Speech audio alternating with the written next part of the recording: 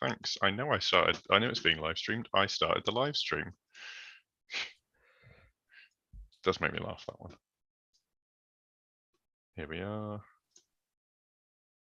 Change myself into that account. Edit the video.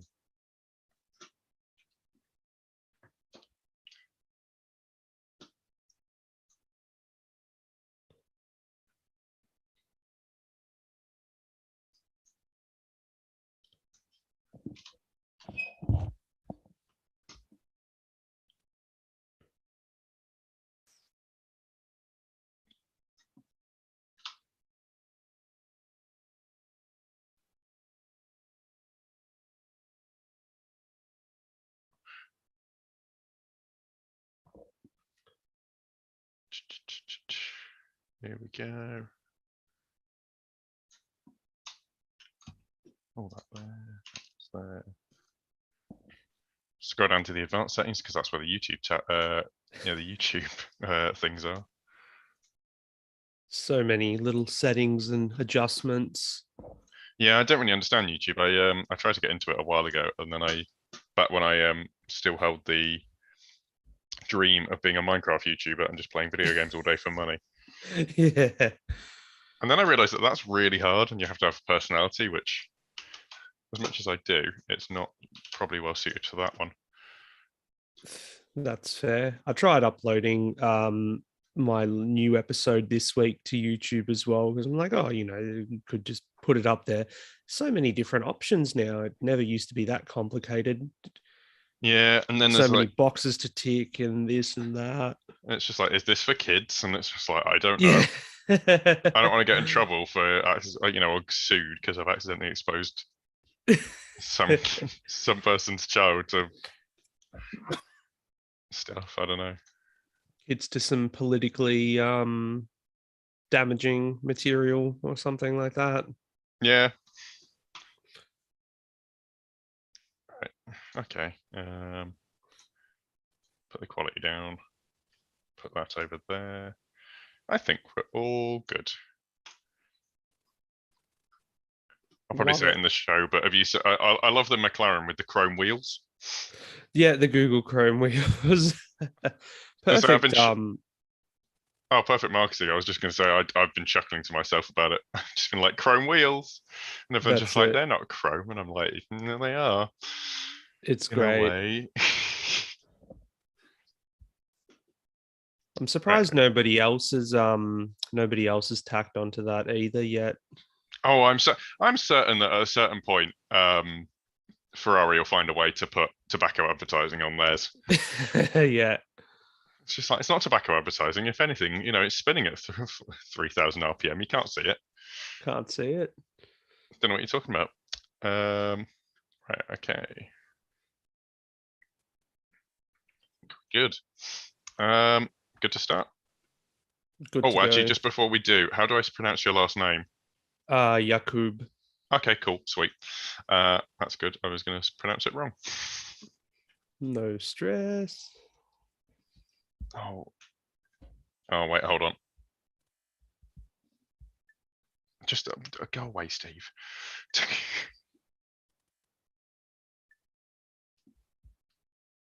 Pet? Hmm? A pet? No, no. I was about to be mean then.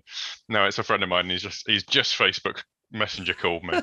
That's just got going in my ears, and I'm like, oh, please stop. My bad. Right. Anyway, record to the cloud. Connect into. Thank you, Zoom. The biggest overhaul to F1 rules since their inception, and it's all changed at the top, as it seems the torch has truly been passed on to the next generation, and the old guard almost look old hat. Welcome back to the Grid Talk podcast. Today, hosting today will be me, Owain Medford, and joining me today is Jawad Yaqub from Hit the Apex Media. So today we'll be giving our analysis and reaction to qualifying for the 2022 Bahrain Grand Prix. We're streaming the show live on YouTube, so if you are listening after the fact, be sure to like our Facebook page and subscribe to our YouTube channel, Formula One Grid Talk, and ring the bell icon to make sure you're notified of future shows. There we go, got there in the end. So just a slightly different change in the format. Just based on sort of the people that we have available today, is we're just going to sort of be more of a chat, really. And I kind of wanted to start with Charles Leclerc, because Ferrari, obviously it's been sort of 10 years since Ferrari were able to, I was about to say able to fight for a championship. Obviously they did sort of fight for a championship, but as we found out, in a less than legal way a couple of years ago. But Charles Leclerc has, shown everyone up, and plunked his scarlet red Ferrari on pole, ahead of Max Verstappen, which I don't think I suspected. We obviously saw that they had pace, but we assumed that the established operators like Red Bull and Mercedes would have more in their pocket. And although it's not by much, it's actually quite a surprisingly large margin, isn't? Sorry, just sort. Yeah, it's not by nothing, is it, Jawad? No, not at all. And at the end of the day, just the suspicions everyone had in the preseason about, Ferrari having used that time that they had in 2020 and 2021 to focus development on this year, it's kind of paid dividends. I mean, it's still way too early in the season to say whether they've hit the nail on the head, because we've seen Ferrari make some fast starts in recent seasons, 2017, 2018, and even 2019, as you say, but, haven't been able to sustain that challenge all the way through. But it is a clear statement from Leclerc there. And then when you look at the margins, not only to Verstappen in second, but his teammate Carlos Sainz only 0.006 of a second slower than him. I think it's on, and between the two teammates as well, is something I'm really looking forward to. Yeah, I think that's actually. I mean, they looked incredibly close last season, and long may that continue. Obviously, that might cause some issues for Ferrari, as typically they like to have a number one and a number two. Hopefully, that doesn't cause too many issues. But like you say, it's such a close sort of margin between the two, that you really feel like that. Max Verstappen must have been pulling everything out of that. And do you think there's almost he's almost lucky to be where he is? Because he could have made a mistake, and we'd be looking at a locked out Ferrari front row. We could have easily, yeah, but also just Verstappen has been operating at the peak as well all weekend. Red Bull or Red Bull powertrain cars have been fastest throughout all the practice sessions this weekend. Ferrari just, either they had, sandbags in the car or whatever throughout the weekend up until qualifying. It could have gone either way, flip of a coin, I think. So, it's more about what's going to happen tomorrow now in the race.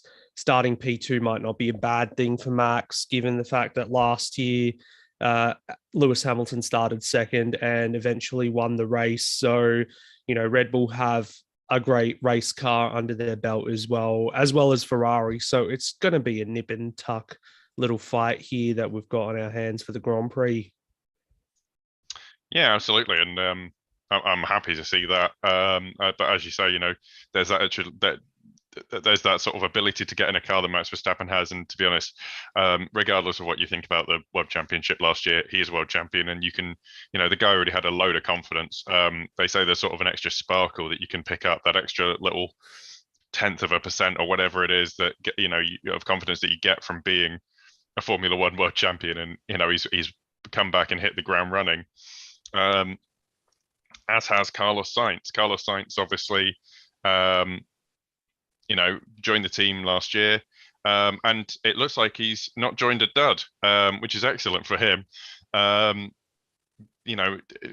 I mean, as the form book says that if you win in Bahrain, you're not necessarily guaranteed to win the championship. If anything, it's more likely that if you come second, you win the championship. Um, so will he be looking for maybe a second place next tomorrow? Yeah, I'm sure he'd be happy with the top three finish to start off the season. I think he's only finished his best finish in Bahrain is only sixth, so he's already on track to better that. But yeah, for me coming into the season, Sainz was kind of like the sleeping or the silent assassin kind of character because all this attention and hype is on Leclerc, given that he's kind of the de facto leader of the team and everything. But Sainz has just been an underrated driver his whole career, and I really hope this season we get to see him in the mix if they are going to go after a title. It was on. He could have had his first pole position this evening, and could be on for a maiden win as well tomorrow in Formula One. So, he's going to be one. I think while people haven't talked as much about him, I feel like the conversation will start, and we'll be watching Sainz a bit more closely. And it's no easy thing to rock up at Ferrari, to be chosen to drive a Ferrari.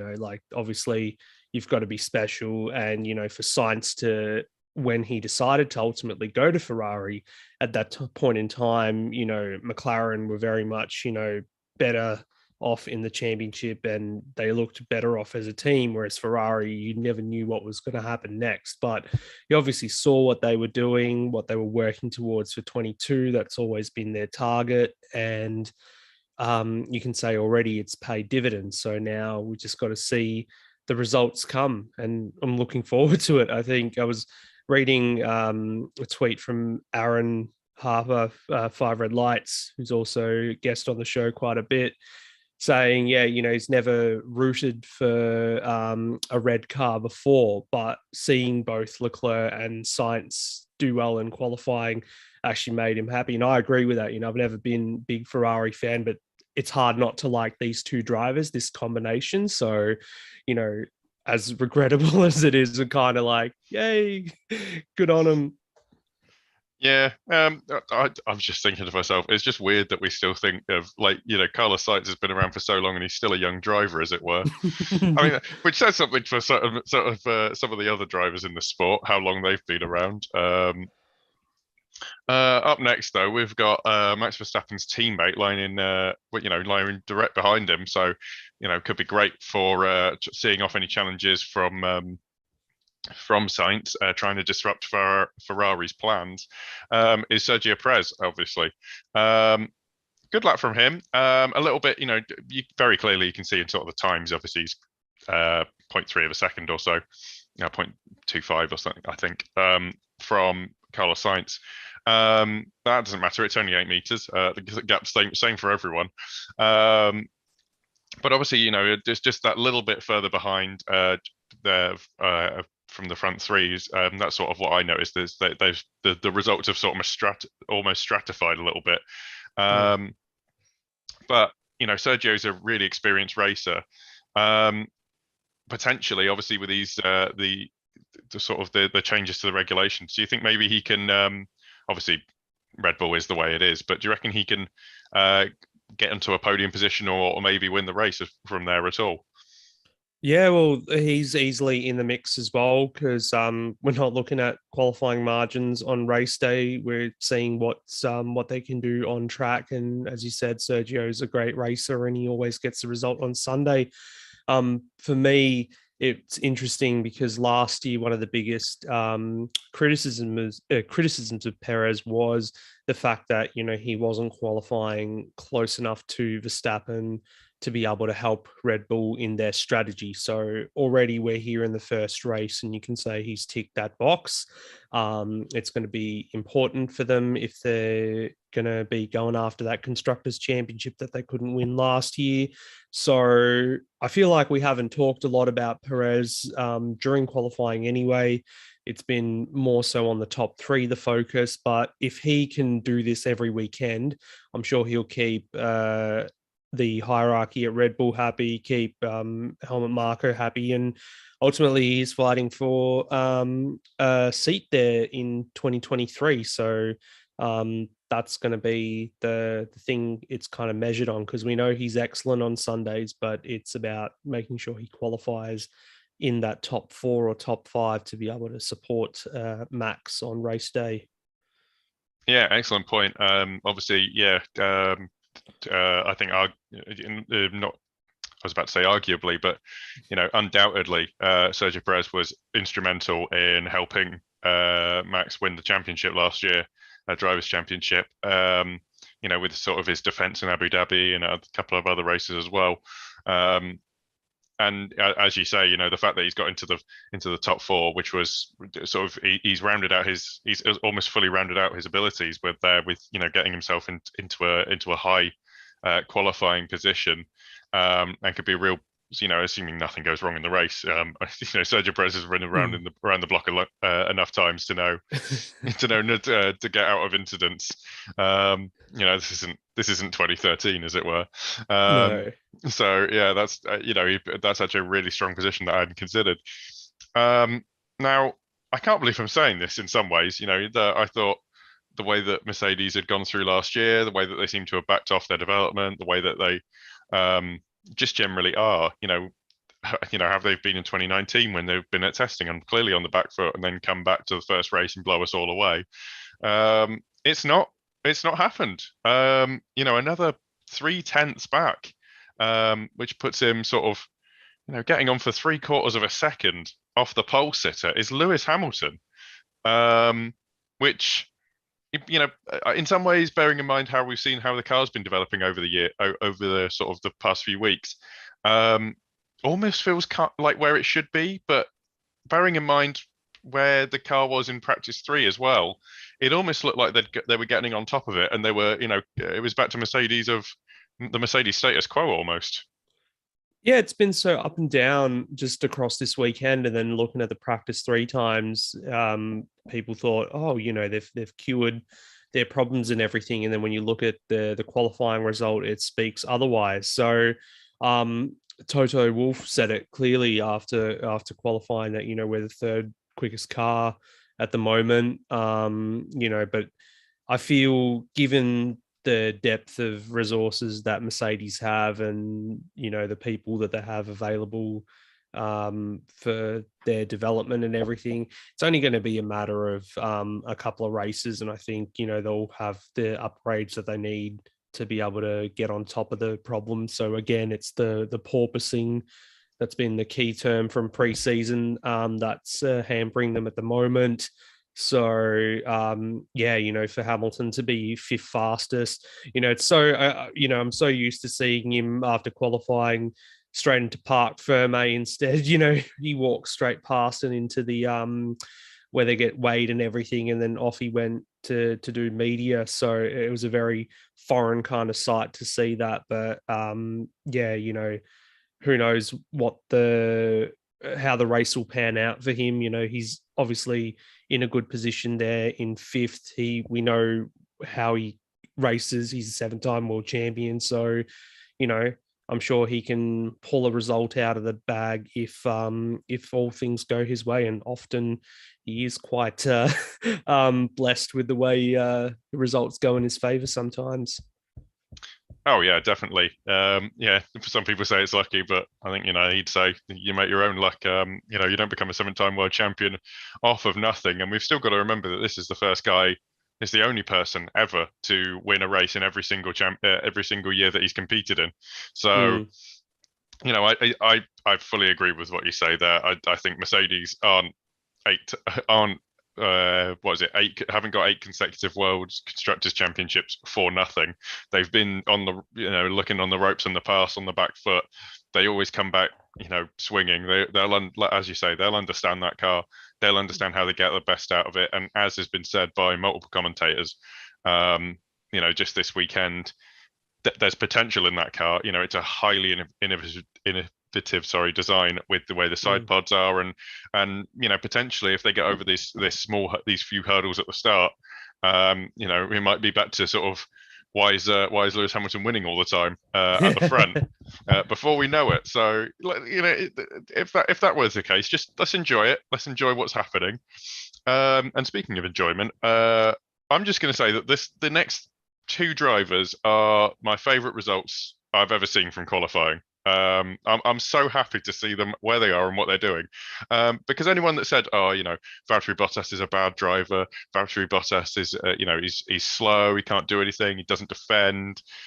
He's sort of a has been. He was never as good as anyone thought." You drop him in an Alfa Romeo that seems to be pretty quick.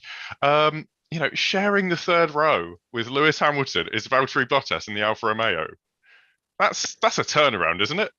It's a big turnaround. And look, Alpha was one of those teams throughout preseason where you really didn't know where they were going to shake out. And at one point, in Barcelona, you could have said, oh, they're going to be at the back again. But then all weekend, they've, apart from the first practice where Valtteri spent most of the time in the garage, both he and his teammate have been, setting some quick times. A lot's been said about the Ferrari powered teams as well, that they've, just probably the Ferrari power unit alone has, boosted them up the grid. But I think, they seem to have made a great package. And what's the run Valtteri had? 96 races that he had for Mercedes. He had all of them were Q3 appearances, and he's kept that streak up. So, he could be on for 100 consecutive Q3 appearances if he keeps it up this way. But yeah, sixth is, by far that team's best qualifying result in quite a while. I feel. Yeah, I don't have the figures.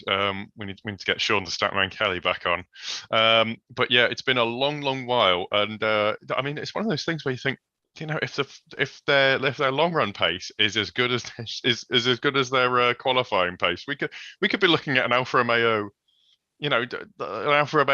getting second or third in the championship, which is kind of nuts. Like if you'd have told me that a year ago, I'd have laughed at you.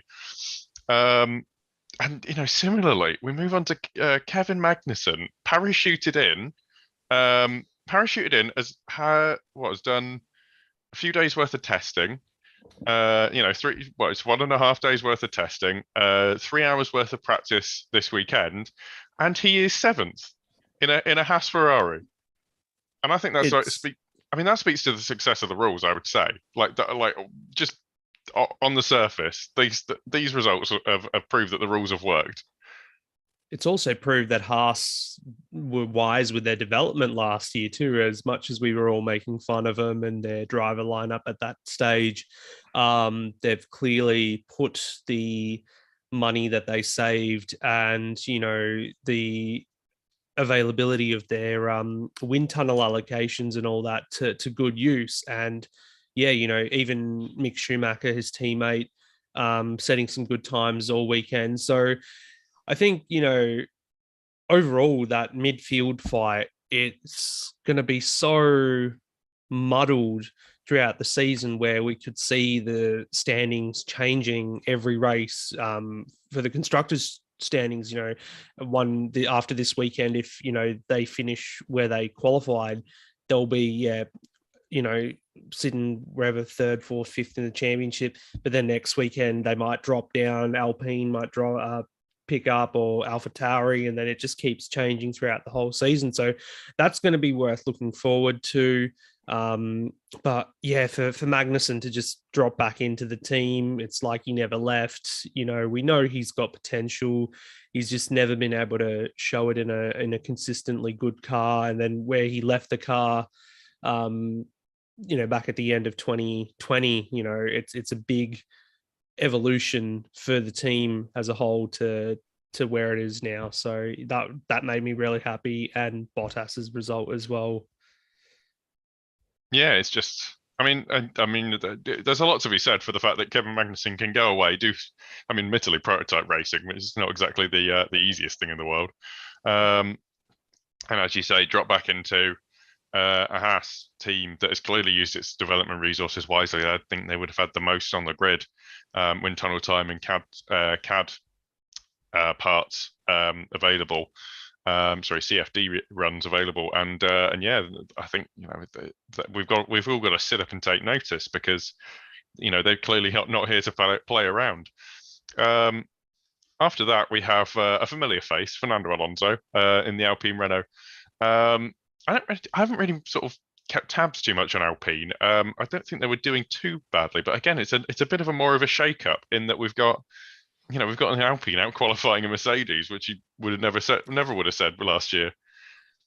All part of their plan, I guess. Yes. had to drop it in there. No, like they seem to be doing all right. It's hard to get a proper gauge when they're still the only team running a Renault power unit. They've obviously got no other data to gather and to be able to like develop the car around. But they seem to be making positive steps. They've got to, I guess, they've got a new management structure. They've got a more clearer direction of what they need to do. And, Alonso, again, another driver who not typically great on a Saturday, but on a Sunday can really hustle to get a good result. So, that's going to be a feisty little battle pack I see there between Bottas, Magnussen, and Alonso. And who knows what the race pace will be like for Hamilton up ahead, if he even falls into that kind of battle, because, yeah, that would be quite interesting to watch. And given the fact that, these new cars are meant to be all about closer wheel-to-wheel racing, I think, we'll just be sitting there salivating over how close these guys are racing for 5th, 6th, 7th, and 8th, if it all comes to fruition. Yeah, hopefully. I mean, one thing I've been sort of saying to myself is that, well, the cars are already pretty well mixed right now.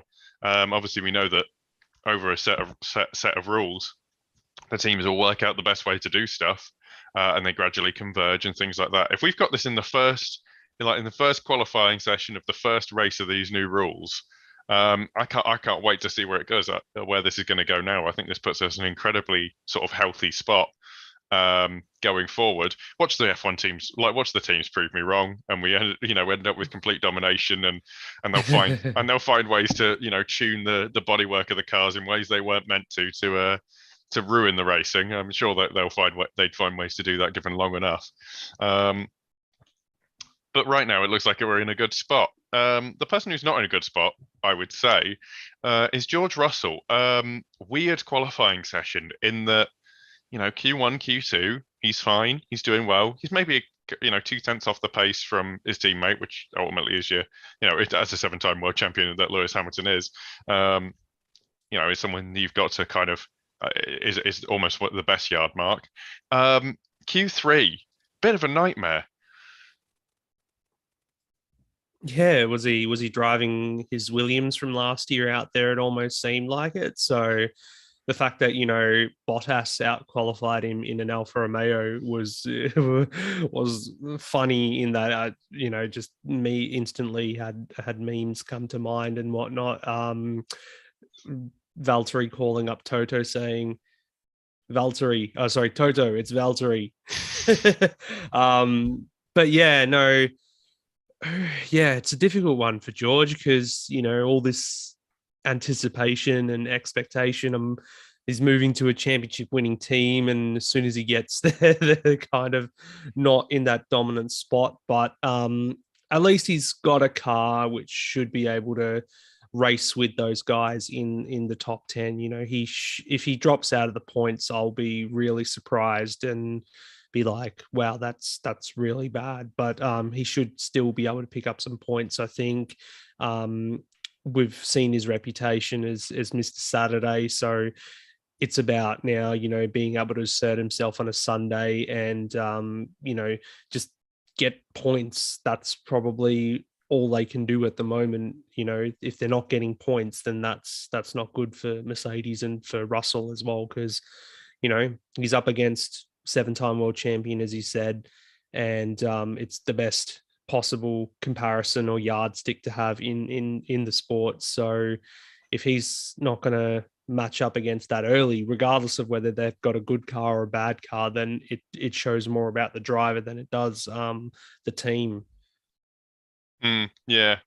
I mean, I think George is, based on what we saw, I think he must have had a mistake. I'll be honest. That's like just to before we get anyone too worried about George. If he's going to get kicked out by race two, it's not going to happen. No, it's not going to But happen. I was going to say, like, Toto's got too much invested in him personally. I mean, he out qualified Lewis going into Q1, and he's like I say, I can't see anything other than a mistake putting him 1 second behind his teammate in Q3. I think it's fine, as you say. I think he's going to be able to race. He's got the car to be able to do it. Um, it'll be fine. It'll work out okay. It's George Russell. He's Yeah, everyone has one, and if anything, if you want to have bad qualifying performance, do it first right off the bat when you can claim that you're not used to the car. that's it. After that, we have Pierre Gasly rounding out the top 10. Um, it's quite a good effort from him. I've just noticed he's done a lot more laps than anyone else to get that time. Kind of an anonymous performance from the from him, because I haven't really noticed. I just think he's pumped his laps in, and there we are, 10th. Yeah, I do agree with that. And usually, not just Gasly, but AlphaTauri in general do well in Bahrain in both qualifying and in race spec. So I kind of feel a bit disappointed that 10th was the best that they could do. Um, but again, I feel it'll just come down to how well they all can race together. Like, it definitely seems like a pack that will be compressed, and like how will overtaking work and all that sort of stuff. So, and Gasly has had some sensational results at this track. So he'll be on for a good result if they can all race together. Yeah, exactly. I mean, to be fair, it's Pierre Gasly actually. He's ever since he's come back, or he's kind of had a sort of reinvigoration of his career. I think he'll be fine. I hope that doesn't come at the cost of George, though, unfortunately. But you never. I mean, the thing about Bahrain is you can never tell really. Like, we'll get to turn 4 and someone will be up the inside of someone else, and it will turn everything on its head, and we'll look silly probably. But yeah, it's a decent enough result. Speaking of decent enough results, we've got Esteban Ocon. Only missed out on Q3 by what, 7/10, I believe. Valtteri Bottas was the person that he was out qualified by.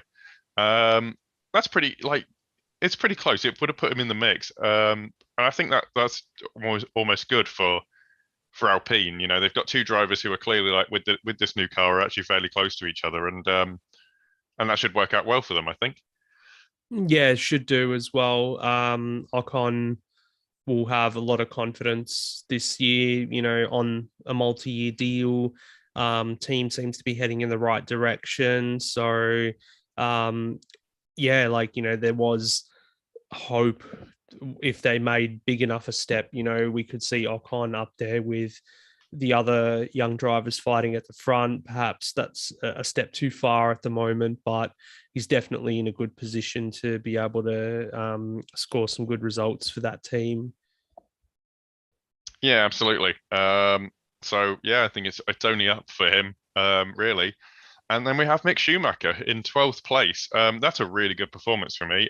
Bearing in mind that 12th was sort of the upper echelon of where you could put a house last year, and that would have required sort of 5 retirements and probably 2 red flags as well to boot. I think I think that also speaks to the sort of the quality of the Haas this year, and if anything, nails down the fact that Mick's a slightly less experienced driver, but he's going to get better than that. And I think if this is the baseline for where Haas can be, that's going to put them in a great position. But in the short term, even tomorrow, I think we could see Mick Schumacher impressing us, right? That would be great. And as everyone says as well, Mick Schumacher in his second year in whatever championship he does is generally when we kind of see the best of him come out. Not that he's going to set the world on fire in a Haas, or we could be wrong, with these new cars and everything. But yeah, to qualify 12th first race, great job. When you consider the names that he's ahead of, that we'll get to shortly as well. And yeah, points could be around the corner, which would be amazing. Like there was never any doubt about his talent and how well he'll do. But to be here in the first race, both cars qualifying in the top 12, seventh for Magnussen, 12th for Mick. It's like, yeah, if I'm Gunter, I'll be like on the phone to Gene Haas saying we look like a bunch of legends right now because yeah, it's great compared to where they were last year. So yeah, I think for Mick, just staying out of trouble as well in the race will be important. He's probably surrounded by drivers he's not really had to race before, given how terrible their car was last year and was basically only fighting with his teammate. So yeah, it's just about that race awareness and seeing how he goes alongside, guys like Ocon, Gasly, and Russell and all. So yeah, look forward to see how he goes tomorrow and also just the rest of the season. Yeah, yeah. I think that's a good point you make. He's around people that he hasn't had to. Well, he's around people. That's full stop. That's where it is. That's unfortunately for if you're a Haas driver in recent years, that's been the most. That's the best thing you can take out of it. But yeah, points are literally just around the corner for him. Continuing this, people that I don't see points just being around the corner for. McLaren Mercedes. The McLaren Mercedes. Lando Norris, 13th. Mm. There's obviously, we've been talking about how we're happy to see, certain people up there. Obviously, if there's winners, there's got to be losers in Formula One, and just a weird performance for McLaren, isn't it? Oh, it's yeah, after Barcelona, where everyone is so optimistic, they look great. They arrive in Bahrain. They've got these brake problems going on. They've got Daniel Ricciardo missing the entirety of the test with COVID, and then even in practice having a water leak. Pretty much meant that he missed quite a bit of running on the Friday. But Lando, I mean, the one positive thing to take away from the situation at present is, at least Lando is trying to get the best out of the car he can, So in Q1, yeah, I think he was 7 tenths quicker than his teammate. I could be wrong, but it was a quite a ridiculous margin. And then he was kind of on the cusp of Q3, but just the way that the other drivers were putting in lap time and the way that McLaren is understeering at the moment, it was like, yeah, it's very much like he's going to miss out. And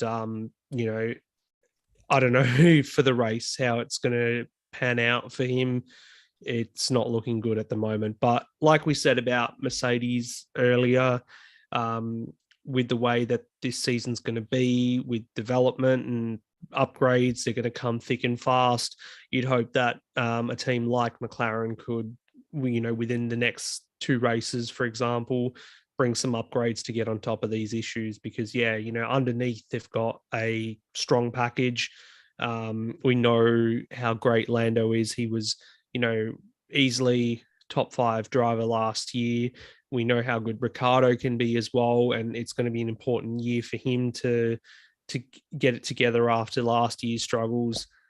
But yeah, we just need to see that car get the fixes it needs to be able to show that. Yeah, of course. Understeer wise, that's a bit more of a problem that needs fixing. You need to get on top of that. But as problems go, overheating brakes, well, short term, quite a bad one. You'd want to get that sorted maybe before you were in a race weekend. But it's also one of those things that, given a race, I imagine they'll be on top of. And that might put them in a better position, at least to be able to contest during the races. Now we have I think it's the highest place that Williams been in quite a long while in qualifying. Obviously, George Russell's amazing performances last year not really included in that.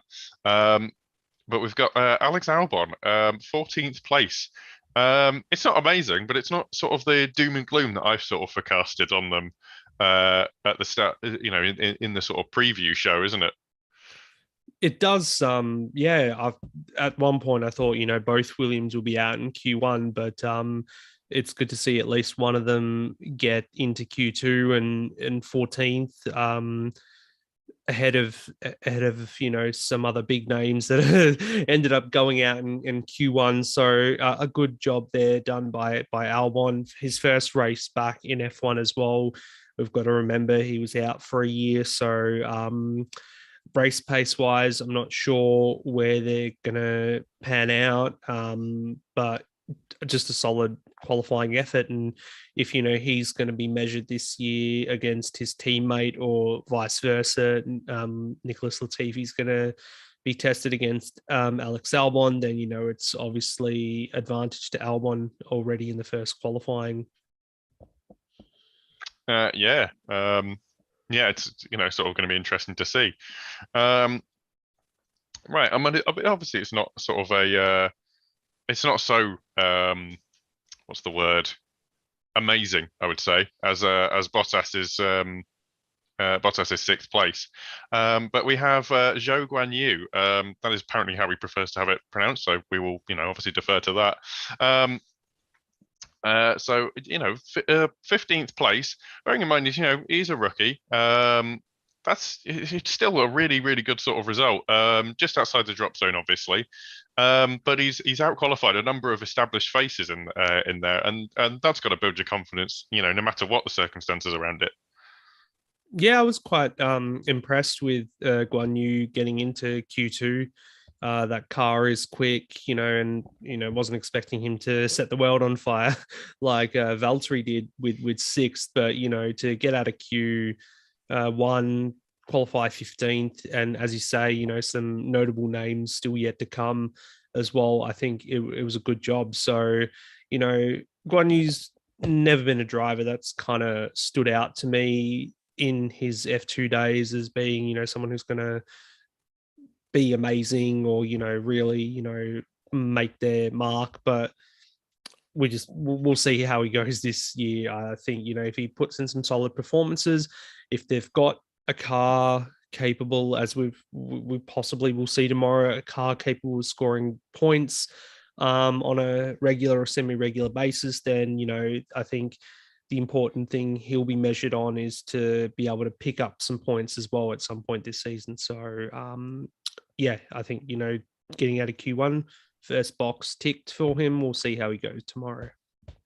Yeah, it's all sort of steps on the ladder up to being, a confident, amazing Formula One driver. Mm-hmm. After that, we have actually, you know what? I don't think there's any sort of beating around the bush with it. Really, it's quite a disappointing result from Yuki Tsunoda. I was hoping for more from him. I was hoping for more from him based on the fact that he said that he was actually taking the fitness side of Formula One a lot more seriously. Moved to Faenza, done all the things that Franz Tost had said. I thought they were developing well. And a 16th place is not a that doesn't reflect the kind of effort he's putting in. And if anything, it's a step backwards from last year, isn't it? It is, definitely. And given that this was the circuit that he made his debut at and he scored points on his debut here, you would have thought that, oh, yeah, he's familiar with a place. And AlphaTauri in general go well here. So you would have thought he'd be further up the order. But to be knocked out in Q1, very disappointing. A lot of people have the expectation that, this year Tsunoda is going to be a lot better than last year. It's kind of just dismissed as his rookie season. Teething problems, and he just had to be a bit more disciplined, focus on his fitness. We know he had Alex Albon as a kind of a mentor later on in the season as well. But, I mean, disappointing as it is, perhaps it is too early to judge. But yeah, it's definitely very, very far back from where he wants to be, particularly given that this is a place he scored points last year. Yeah, it's almost you just hope he doesn't. I mean, I hope he comes back. hope he has a good performance in the race. Hope he comes back with a better qualifying performance next, sort of the week after in Jeddah. But right now, it's not a great position to be in, especially it's like, as I say, it's more like a step back.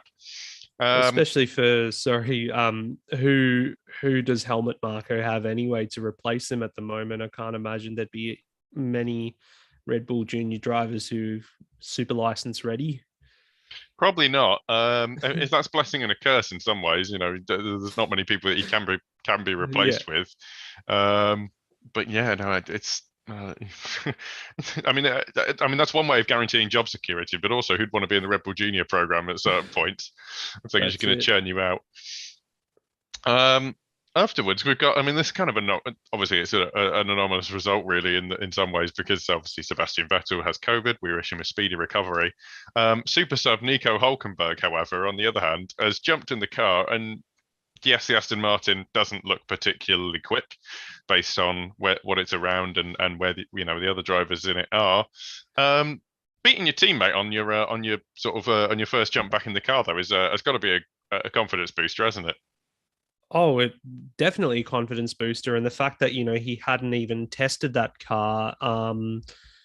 It was his first experience in this new 2022 car as well. Just shows you how just great a driver Nico is.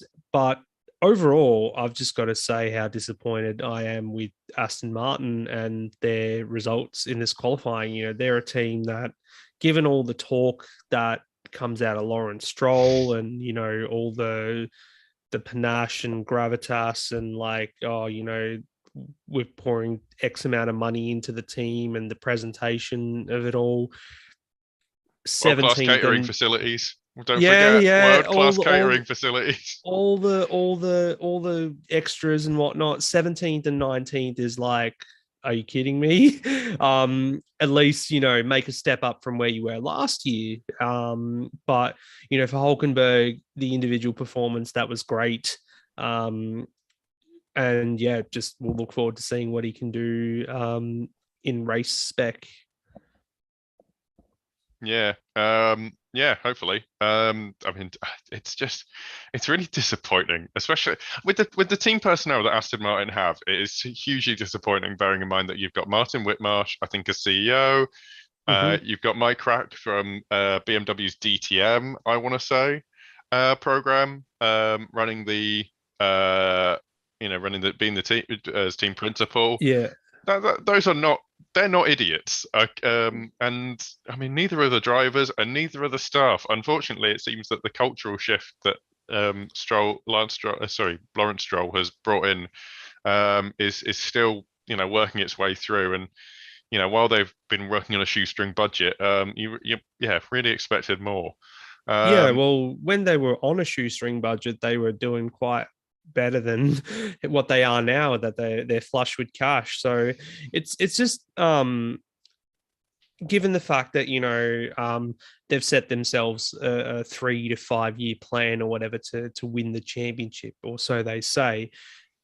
It's not like people are not expecting them to just make steps forward rather than just hanging around in limbo or even going backwards. So we were all wowed in preseason with the presentation of the car, and we're like, oh, this is a really nice looking car, it's just got to go quick, which it hasn't on this occasion. So they're definitely going to have some pressure on them to perform over the next few races. yeah, definitely work to do. And yeah, see, we carried on in the same theme, really. We moved down to.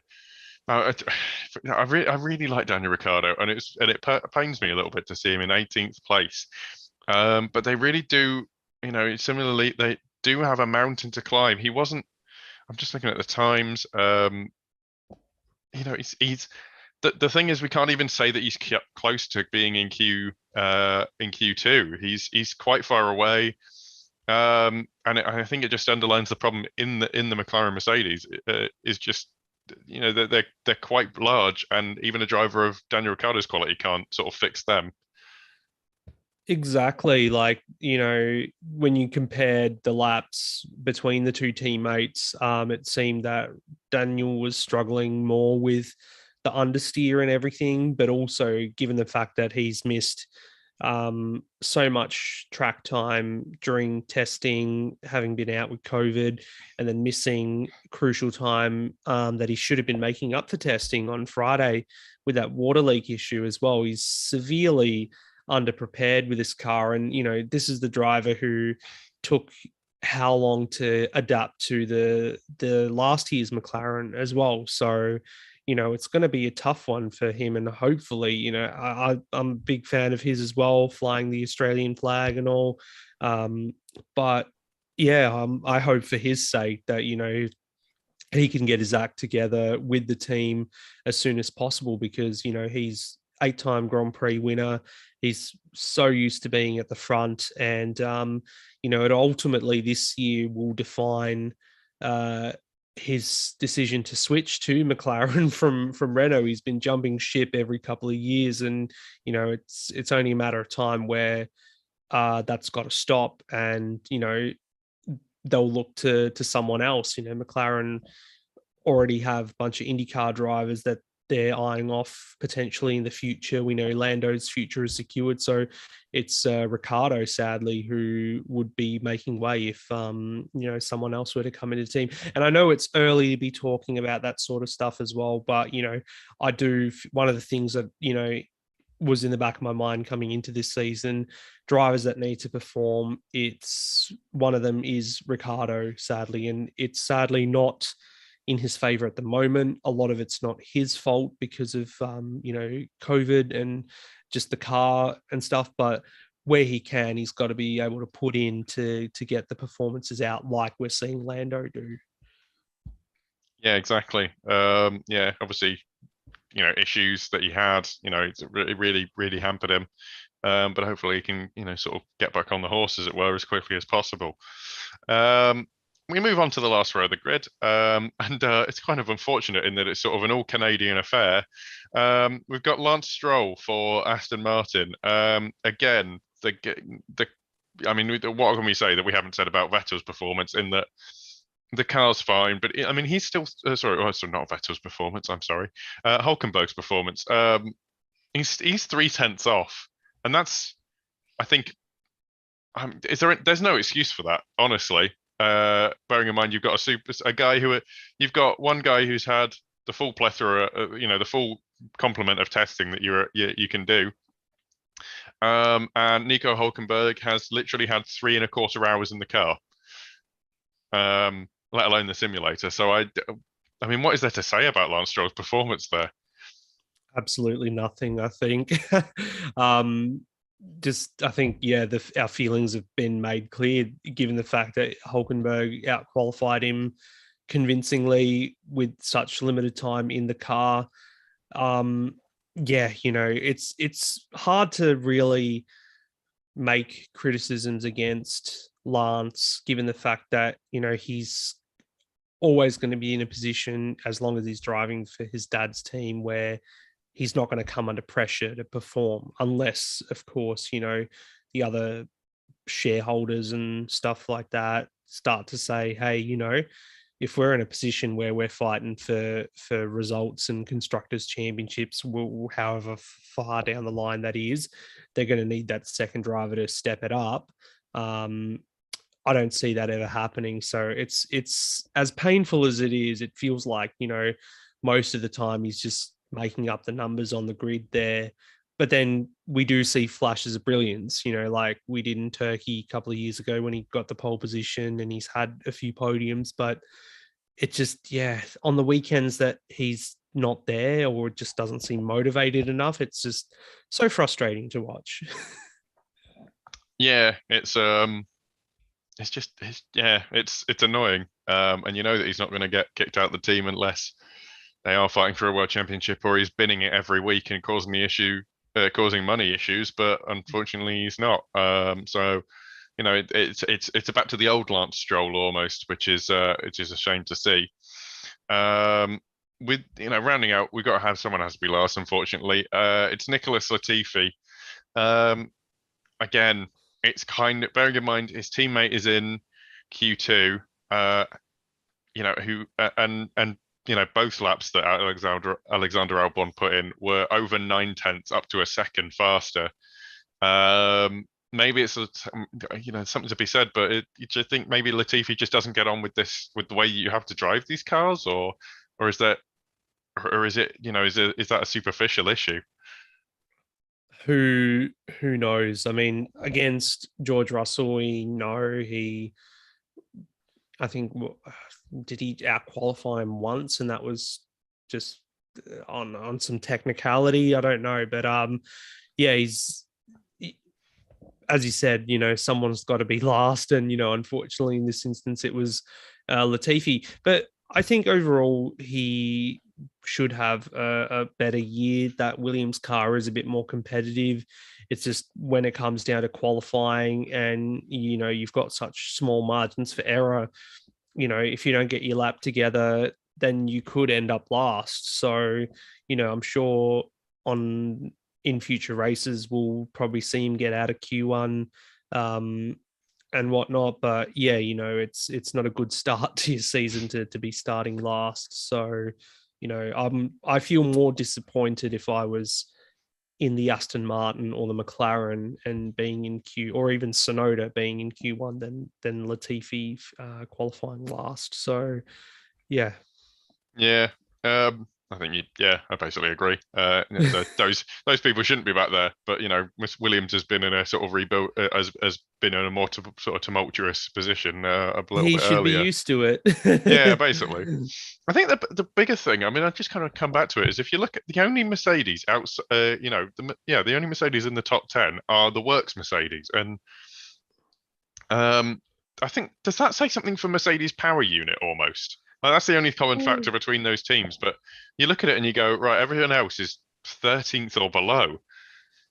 Maybe obviously apparently Mercedes were push their power unit a bit hard last year. Do you think maybe this is something they're having to do to maintain the reliability that they want? Is maybe they have to, I guess, back off. They backed off somewhere, and it doesn't show so much in the works Mercedes, obviously because of, well, we can see maybe the car dynamics of it, suspension and that a little better than we maybe give it credit for, and unfortunately, this is hampering the customer teams a little bit more than we thought. It is a good theory though, and it is quite convenient that you've got 6 of the 8 Mercedes powered cars outside of the top 12, as it were. So but yeah, nothing has been said or mentioned about the Mercedes power unit at all, and it would be quite ironic though if it did end up being a power unit problem, because given the fact they came into the hybrid turbo era as the benchmark and have been that benchmark for the whole time basically up until now. And we see Ferrari and then obviously Red Bull powertrains taken over from Honda, now having taken up the top spots, and then you've got Renault in the middle there. That would be rather sad for Mercedes if they're at the back.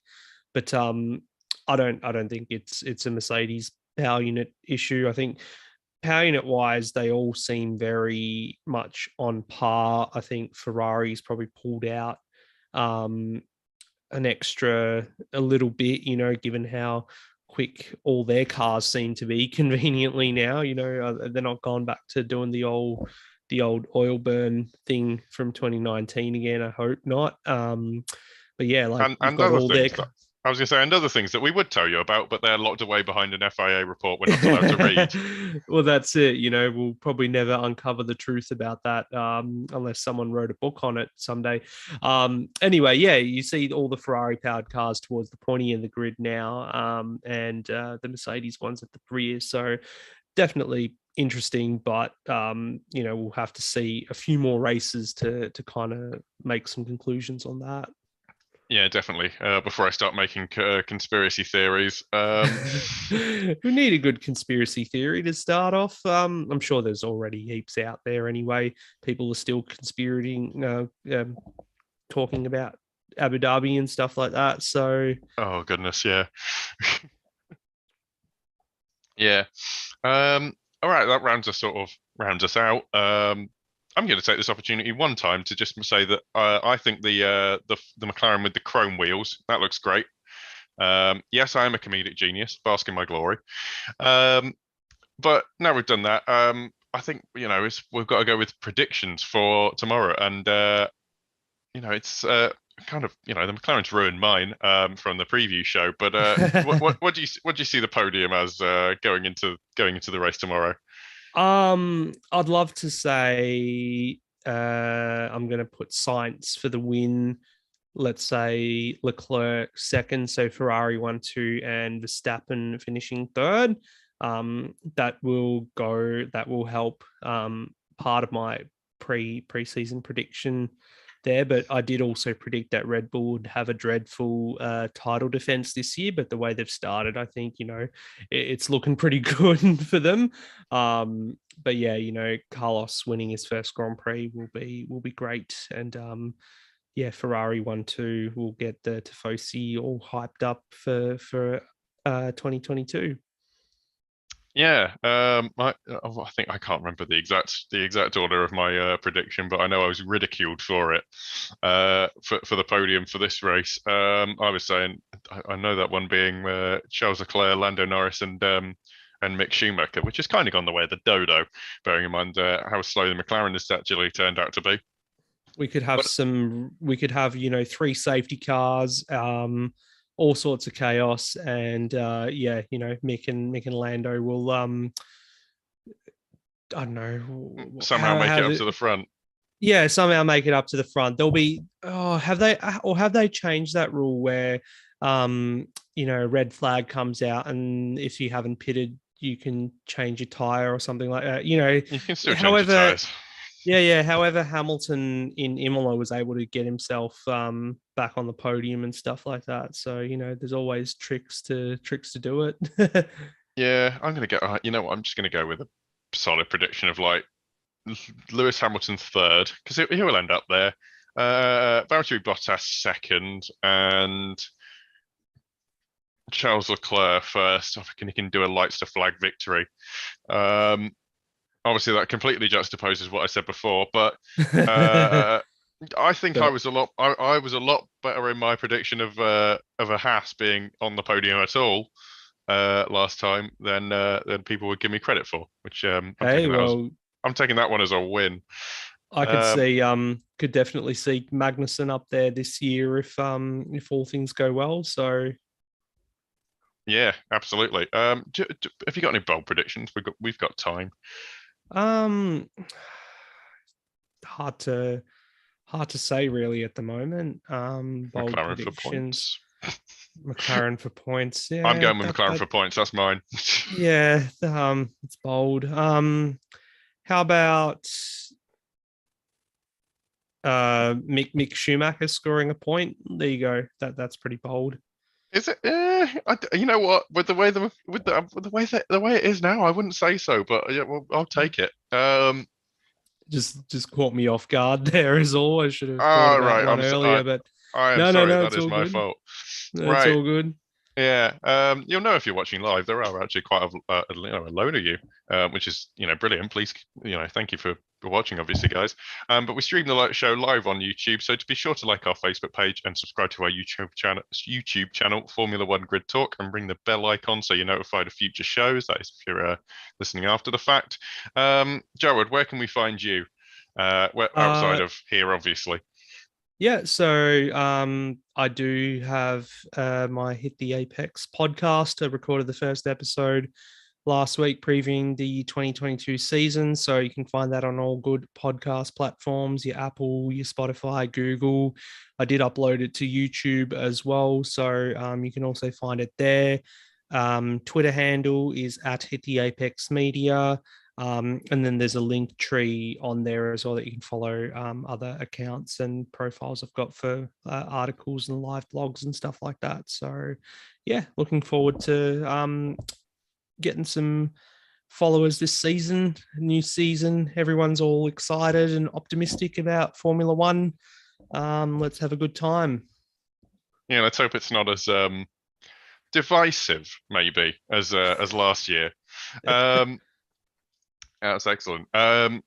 Right, so what I do mostly, obviously I'm a host on here, but I also do sort of a lighter look at the weekend events with my meme reviews on sportlightpro.com. So if you're just looking for a take on the race that isn't so let's say heavy on the heavy on the sort of toxicity online, come on down and we'll have a look at the top 10 memes, see what we've got to say about them, if they're good, if they're bad. Just have a look at them on sportlightpro.com. And now, big in sort of the podcast for the Grid Talk podcast itself. But if you're a Sky Q or a Sky Glass customer, you can find the Grid Talk podcast on the F1 content page under podcasts. Yes, that is a cheeky little crofty reference there, but I had to get it in. Yeah, obviously, if you want to experience your Grid Talk podcast in that way, more power to you. We absolutely encourage it. But we're also available on Verbal, Amazon Music, YouTube, Spotify, Google Podcasts, Apple Music, Omni Studio, and Pocket Casts. Just search F1 Grid Talk. And we have a large back catalogue of shows, over 175 episodes now, including interviews with Mario Isola from Pirelli, as well as retrospective pieces on Tiregate and Senna. And we've also got our sort of slightly more casual F1 Firesides piece with Tom Horrocks. So if you're still stuck for what to do between shows, please check out our subreddit F1 Grid Talk, and you can give us suggestions for what we can do to improve the show, and perhaps subscribe to our Patreon for mics, lights, and better recording equipment for our presenters. We will be back tomorrow, Sunday, 6 p.m. UK time, and we will be giving our analysis and reaction to what sort of is teed up to be, an excellent Bahrain Grand Prix. I absolutely can't wait to look forward to it. Can't wait to watch it. I'm really looking forward to it. So thank you very much for watching, and goodbye. Thank you, guys. Enjoy the race. Yeah.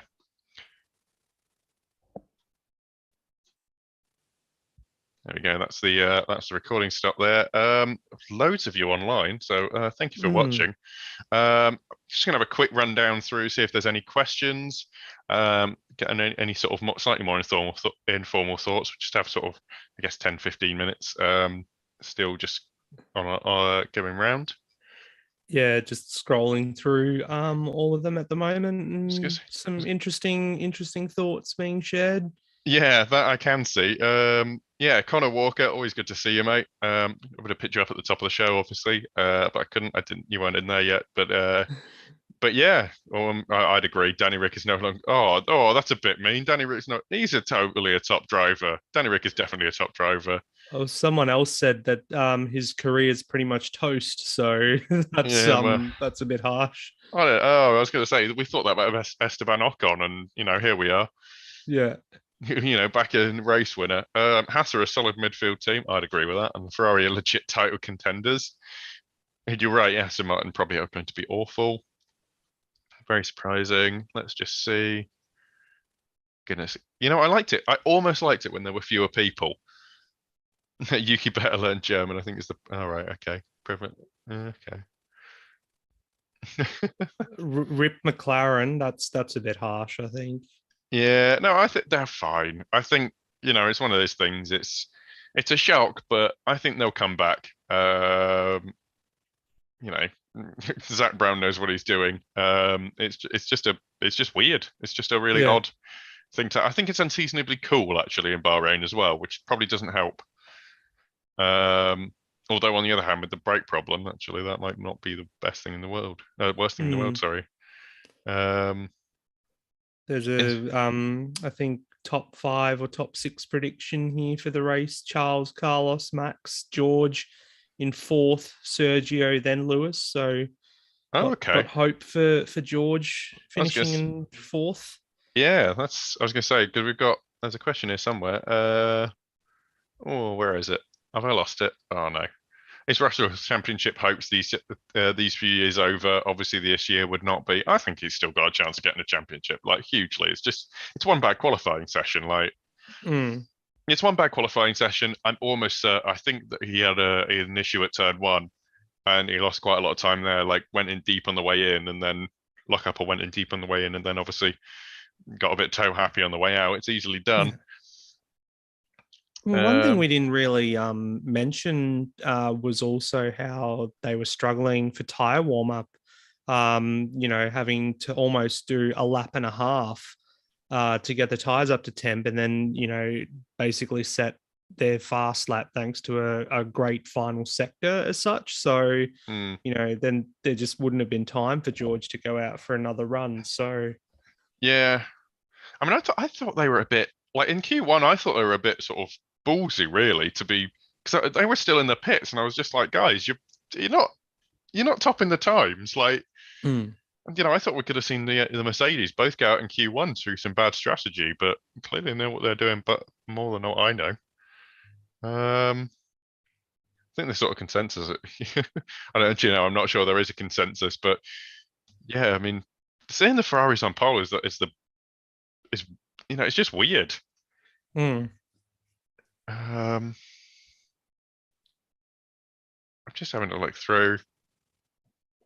Someone said Jahan Daruvula replaces Yuki.